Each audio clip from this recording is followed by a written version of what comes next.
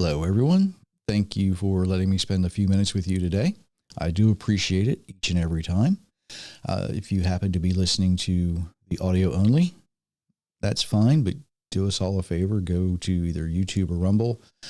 Give us the like, share, subscribe, hit the notifications. All the good things that just make it easier for people to find us just like you did. I do appreciate each and every one of you. I have the opportunity to talk with people a lot, sometimes more than I really want to, because when I go somewhere, I'm usually in a bit of a rush, but I do take time, to converse with people. And I was talking to somebody the other day, and this comes up way too often, I guess. They were saying, it just seems that God has seemed to change through the years. And we know that's impossible, right? God doesn't change. And I've learned never to miss the opportunity to take advantage of a teachable moment. So I said, well, what do you think's changed? What's he done that, makes you think he's changed? And as they were going through some things, every reason that they had was really easily rebutted, because they weren't offering biblical evidence for change. They were offering traditions that we practice that make it seem like he's changed because we do things we shouldn't be doing.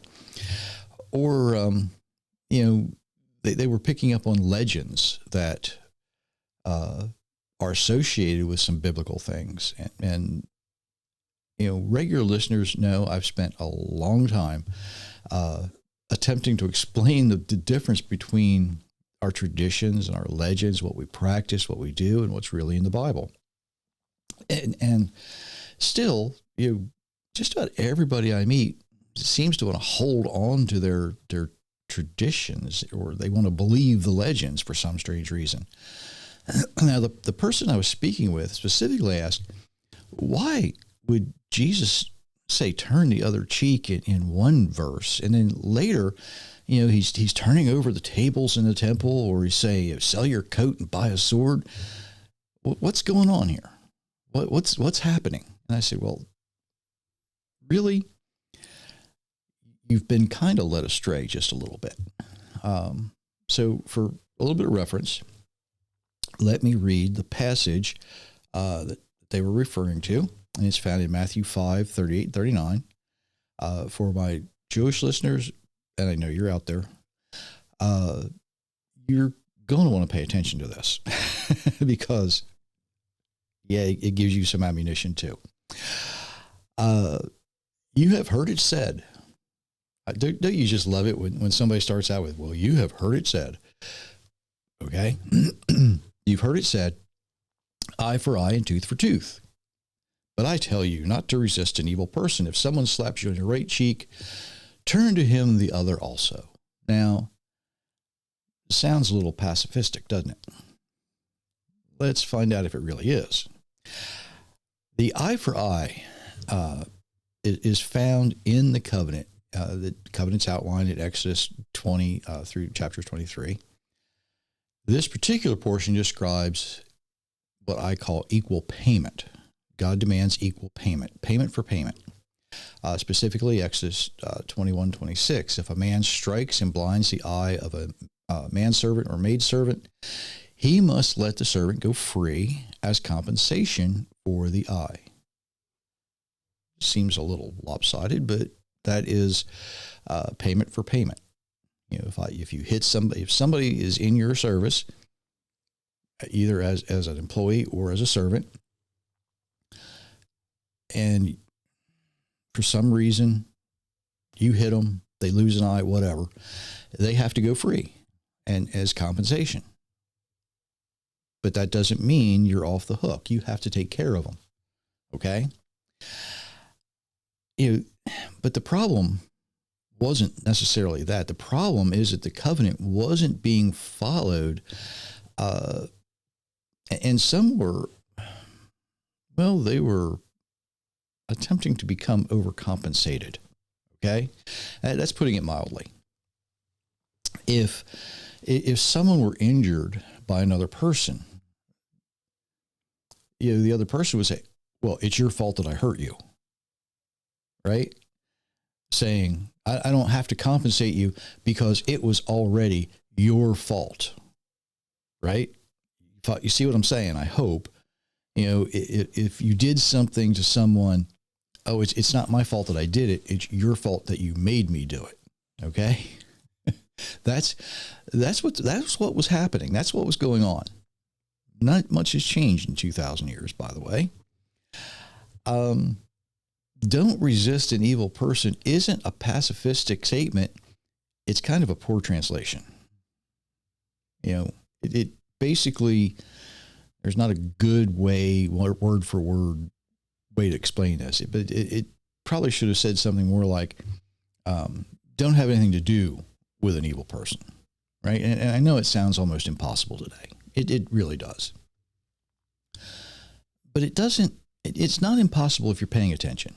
If an evil person owns a store, don't shop there, right? Don't have anything to do with it. It doesn't matter, it doesn't matter if it's a grocery store or a convenience store. There's a, when we first moved down here, there's a convenience store, and I noticed their prices were really, really cheap. And I'm like, why are these prices so much cheaper than everybody else? And I was talking to one of the locals down here, and they said, well, the family that owns that isn't very nice. So none of the local people really go there. But they stay in business because they sell gas at a really good price. So the people who are traveling through the area see that price, and it's like, let's stop here. Right. But the people who know the owners, they don't patronize that business.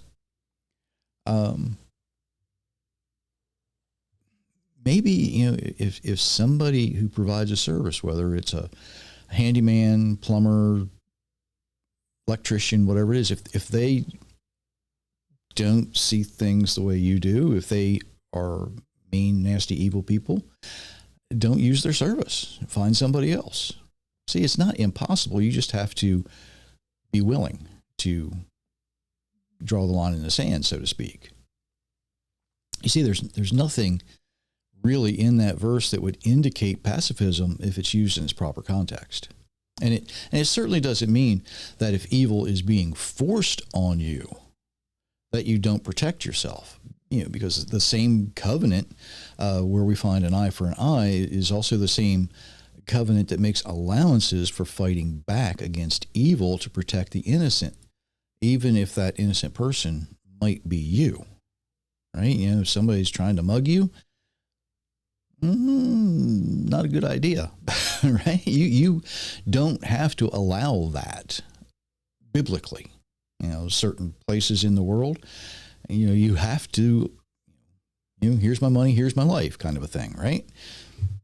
But most places in the United States, you're not required to do that. You're not required to give up your life for, or I should say, when evil is being forced on you. Yeshua Jesus didn't change any of the Creator's rules. Instead, he was trying to tell people how to properly apply them because they'd been corrupting and abusing them, and usually for their own personal gain.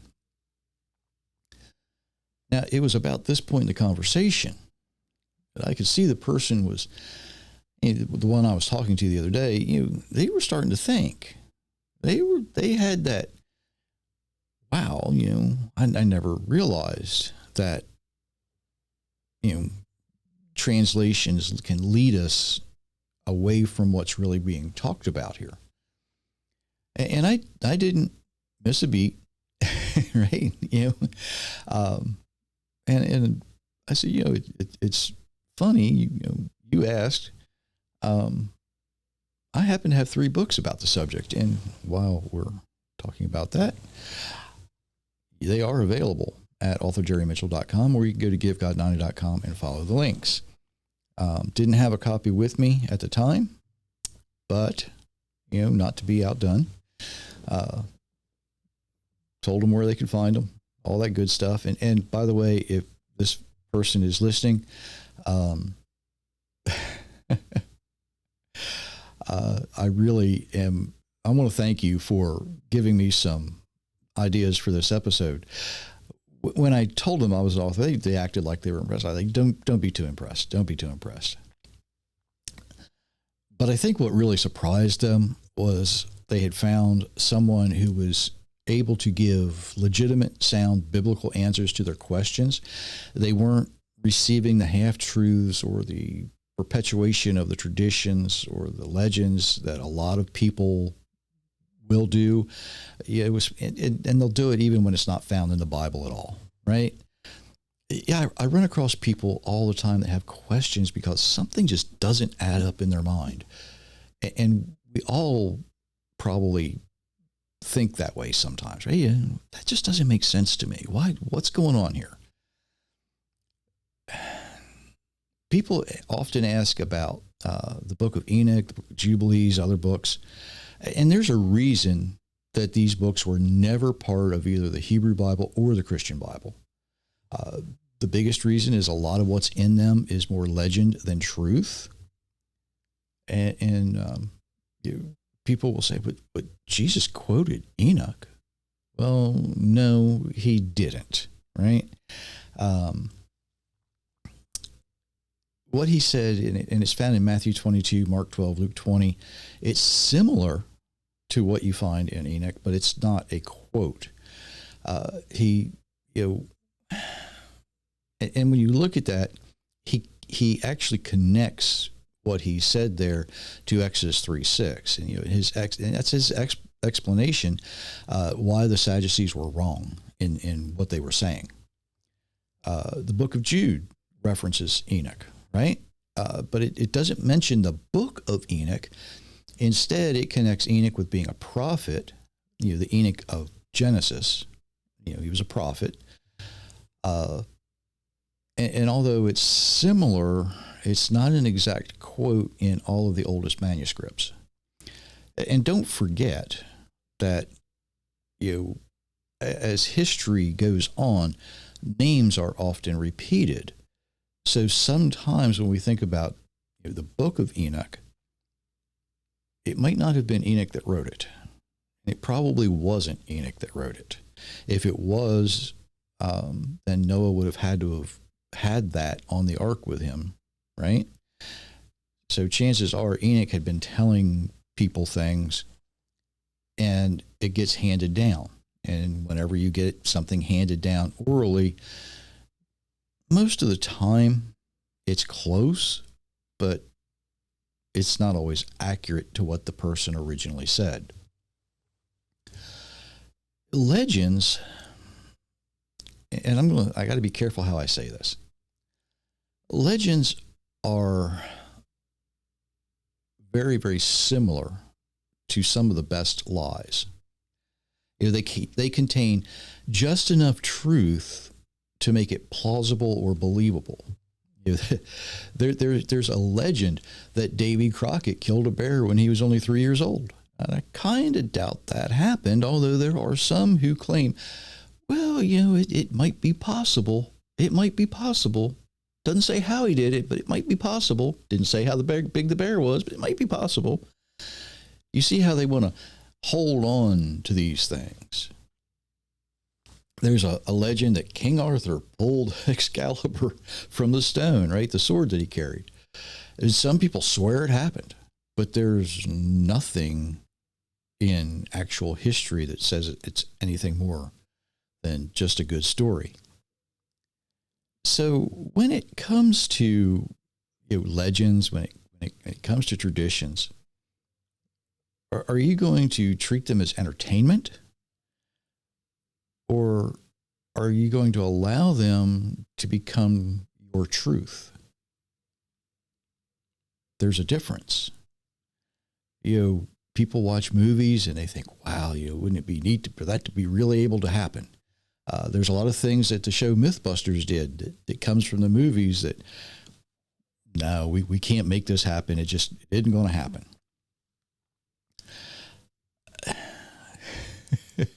Something I heard recently, and yes, I'm laughing at this because it's hilarious.